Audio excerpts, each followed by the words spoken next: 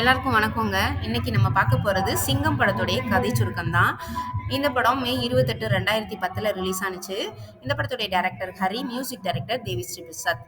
பக்கத்துல ஐயப்பன் கோயில்ல வந்து பாட்டு ஓடிக்கிட்டு இருக்கு. அதனால கொஞ்சம் டிஸ்டர்பன்ஸா தான் இருக்கும். ஏன்னா நாங்க மைக் வேற இல்லாம பேசுறதுனால கொஞ்சம் அந்த சவுண்ட்லாம் கேட்கதாங்க செய்யும். அத நினைச்சுக்காதீங்க. இந்த படத்துல சூர்யா, ராதாரவி, நாசர், அனுஷ்கா இவங்களோட மற்றும் பல நடிகர்கள் இருக்காங்க. அண்ட் நம்மளோட காமெடி ஆக்டர் விவேக்கும் இருக்காரு. இந்த படத்துல வந்துட்டு சூர்யா வந்துட்டு ஒரு போலீஸ் ஆஃபீஸரா வந்து இருப்பாரு.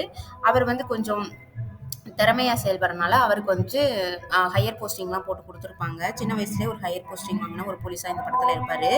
ராதாரவி வந்துட்டு இவங்களுடைய அப்பா, அதாவது மளிகை கடை வச்சிருப்பாரு அவரு. அப்ப ஒரு தடவ கூட விவேக் சார் வந்துட்டு கேட்பாரு, "அ எப்படிங்க உங்க பையனுக்கு மட்டும் ஹையர் போஸ்டிங் போட்டு குடுத்தாங்க? இத்தன வயசாகி நானே இப்படி கான்ஸ்டபிளா தான் இருக்கேன்" அப்படின்னு சொல்லுவாரு.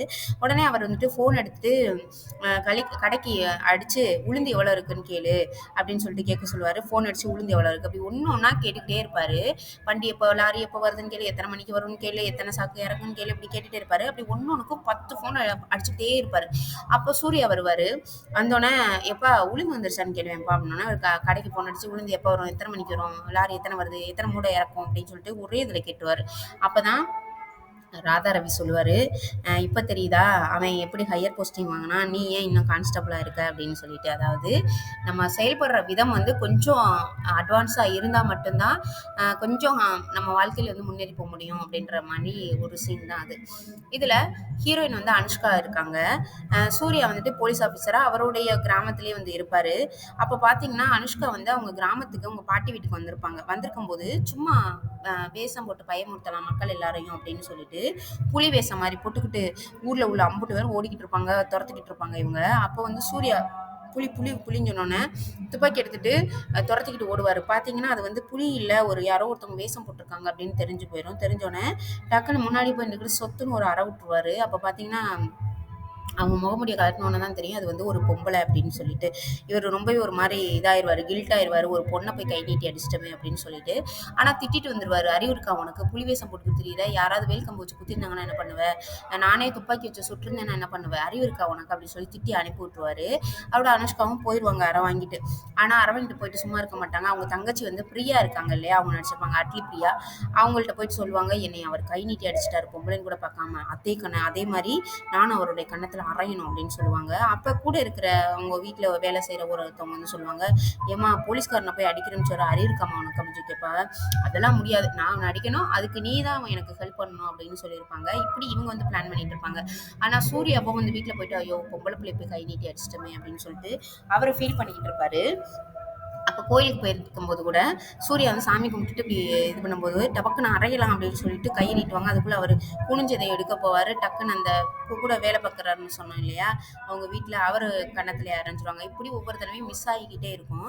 அப்போ பார்த்தீங்கன்னா இவர் சூர்யா வந்துட்டு மன்னிப்பு கேட்பாரு, "என்னை மன்னிச்சிரு, நான் அப்போ நீ பொம்பளை பிள்ளைன்னு எனக்கு தெரியாது, நீ வந்து வேஷம் போட்டதுனால எனக்கு வந்து தெரில, நீ வந்து முகமுடிய கலட்டினதுக்கு அப்புறம் தான் நான் ஒரு பெண்ணுன்றதே நான் பார்த்தேன், அதனால நீ எதுவும் நினச்சிக்காத, சாரி, இருந்தாலும் நான் உனக்கு கை நீட்டி அடிச்சிருக்க கூடாது" அப்படின்னு சொல்லி மன்னிப்பு கேட்டு போயிடுவாரு. உடனே அனுஷ்காவுக்கு வந்து கில்ட் ஆயிரும். அடுத்து, ஐயோ ஒரு போலீஸ் ஆஃபீஸராக இருந்தாலும் நம்மகிட்ட மன்னிப்பு கேட்குறாரு, நம்ம போய் அவர் அடிக்கணும்னு நினச்சிருக்கோமே அப்படின்னு சொல்லிட்டு அந்த வேலைக்காரர்கிட்ட, "உங்க ஊருக்காரவரே அடிக்கிறதுக்கு பிளான் போட்டு கொடுக்குற, அறிவில்லை உனக்கு" அப்படின்னு சொல்லி திட்டிட்டு போவாங்க. அப்போ அவர் நினைப்பாரு, "ஏன்ப்பா நானாப்பா பிளான் போட்டு கொடுத்தேன், என்னடா நீங்க பிளானையே மாத்துறீங்க" அப்படின்னு நினைச்சிட்டு இருப்பாரு அவரு. அதுக்கப்புறம் பாத்தீங்கன்னா இவர் வந்து சாரி கேட்டதுக்கு அப்புறமா அனுஷ்காவுக்கு வந்துட்டு சூர்யா சார் மேல ஒரு மாதிரி லவ் வர ஆரம்பிச்சிரும். அப்போ அவ சூர்யாவை போய் பார்க்க போகணும் அப்படின்றக்காக ஸ்டேஷனுக்கு சும்மா என்னுடைய செயினை காணோம் அப்படின்னு சொல்லிட்டு கம்ப்ளைண்ட் கொடுக்க போவாங்க. இல்லை ஃபர்ஸ்ட் வந்து செயின் வந்து காணாம தான் போயிருக்கும்.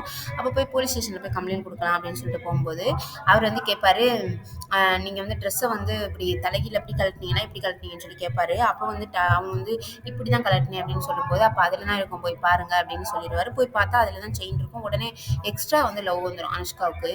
அதுக்கப்புறம் பார்த்தீங்கன்னா அதே மாதிரியே வேற ஒருத்தவங்க வந்து செயினை காணான்னு தேடி வரும்போது விவேக் சார் வந்து, "சரி இவர் கேட்ட மாதிரி நம்மளும் கேட்போம்" அப்படின்ட்டு அவர் வந்து கேட்க போவாரா, பார்த்தா அந்த பொம்பளை வந்து அடிச்சுட்டு போயிரும்.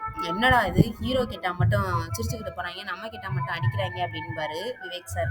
அப்ப அனுஷ்காவும் போய் சொல்லிருவாங்க சூர்யா கிட்ட, நான் வந்து உங்கள லவ் பண்றேன்னு. ஃபர்ஸ்ட்டு இவருக்கு என்ன பண்றதுன்னே தெரியாது. பட் கொஞ்ச நாள் கழிச்சு 2 பேருமே லவ் பண்ண ஆரம்பிச்சுருவாங்க. ஆனா என்ன விஷயம்னு பார்த்தீங்கன்னா, அனுஷ்கா வீட்ல வந்துட்டு இவர வந்து பிடிக்காது. ஏன்னா ஒரு போலீஸ்காரனுக்கு போய் கல்யாணம் பண்ணி குடுக்க, "போக்கத்தவன் தான்டா போலீஸ்காரனுக்கு பொண்ணு குடுப்பான்" அப்படின்னு சொல்லிட்டு திட்ட ஆரம்பிச்சுருவாரு. அப்ப ராதா ரவி கூட சொல்லுவாரு, "ஏன் அப்படி சொல்றீங்க? போலீஸ் ஆஃபீசர்ன்றது வந்து எல்லாரையும் காப்பாத்துறதுக்காக, காவலுக்காக இருக்கிறவங்க தானே" அப்படின்னு சொல்லிட்டு ராதா ரவி கூட கொஞ்சம் சப்போர்ட் பண்ணி பேசுவாரு. ஆனா அவருக்கு பிடிக்காது, போயிருவாரு.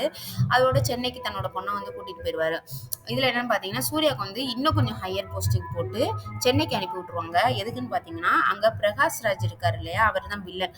அவர் வந்துட்டு அங்க நெறைய இந்த கடத்தல் வேலையெல்லாம் நெறைய பார்த்துட்டு இருப்பாரு. அவர வந்து பிடிக்கிறதுக்காக தான் அனுப்பி விட்டுருவாங்க. அங்க போயிட்டு அவர அவர்ட்ட கொஞ்சம் எப்படி சொல்றதுன்னா, அவரு என்ன பண்றாரு, ஏது பண்றாருன்னு தெரிஞ்சுக்கிட்டு, அவர வந்துட்டு கொஞ்சம் இது பண்ண பார்ப்பாரு. அதுலேருந்து அவர வந்து விலக்கி கொண்டு வரணும். இல்லைன்னா அவர வந்து அரெஸ்ட் பண்ணணும். அந்த மாரி வேலைகள்லாம் பார்ப்பாரு. அதுக்கப்புறம் லாஸ்ட்ல சூர்யாவுக்கும், அனுஷ்காவுக்கும் கல்யாணம் ஆன மாரி காமிப்பாங்க. ஏன்னா, ஒரு விஷயத்துல வந்து நாசர வந்துட்டு இவரு சூர்யா வந்து காப்பாத்தி விடுவாரு. இல்ல அவங்க பொண்ணு இருக்காங்க இல்லையா? அட்லி பிரியா இருக்காங்க இல்லையா? அவங்கள வந்து கடத்திருவாங்க. பெண்களையும் கடத்தி விக்கிற மாரி வேலையும் பிரகாஷ்ராஜ் பார்த்துட்டு இருப்பாரு. அப்ப பார்த்தீங்கன்னா, அனுஷ்காவோட தங்கச்சியான பிரியா அட்லியவே அவர் வந்து கடத்திருவாரு. அதுலருந்து இவருடைய மானம் எதுவும் போகாம அந்த பொண்ண காப்பாத்தி கொண்டு வந்து விடுவாரு சூர்யா. அதனாலேயே சூர்யாவ வந்து அவருக்கும் ரொம்ப பிடிக்க ஆரம்பிச்சிரும். லாஸ்ட்ல 2 பேரோட லவ்வுக்கும் அவரும் ஒத்துக்கிருவாரு. அதோட இந்த சிங்கம் 1 பார்ட் வந்து முடிஞ்சிருக்கும்.